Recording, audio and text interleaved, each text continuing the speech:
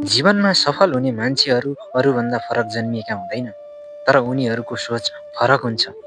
जहाँ धेरैले बहाना खोजिरहेका हुन्छन्, त्यहाँ सफल हुने मान्छेहरूले रास्ता खोजिरहेका हुन्छन्। उनीहरू भन्छन् अहिले गाह्रो छ, तर असम्भव छैन, किनकि उनीहरूलाई थाहा हुन्छ आजको सङ्घर्षले नै भोलिको पहिचान बनाउँछ। धेरै मान्छेहरू छिटो सफल हुन चाहन्छन्, तर सफल हुने मान्छेहरू धैर्य गर्न जान्दछन्।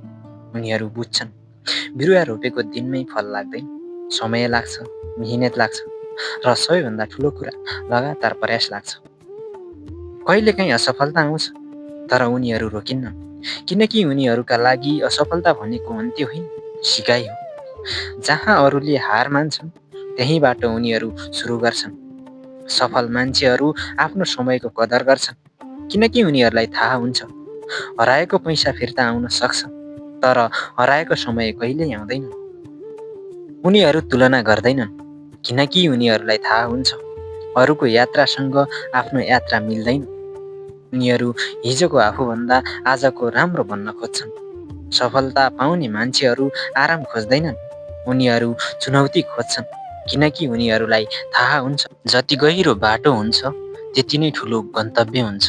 याद राख्नुहोस्, सफलता एक दिनमै आउँदैन, तर दैनिक ससाना प्रयासले एक दिन ठुलो परिणाम दिन्छ। त्यसैले यदि तपाईँ सफल हुन चाहनुहुन्छ भने आजैबाट सुरु गर्नुहोस्।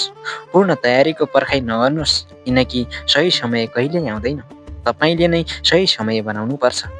यदि तपाईँ आफ्नो जीवन बदल्न चाहनुहुन्छ भने आजै एउटा कदम चाल्नुहोस्, किनकि सफलता सपना होइन, निर्णय हो।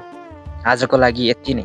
भोलि फेरि यस्तै जीवन उपयोगी भिडियो लिएर आउनेछौँ। तबसम्मको लागि बिदा दिनुहोला। स्वस्थ रहनुहोला, मस्त रहनुहोला। धन्यवाद।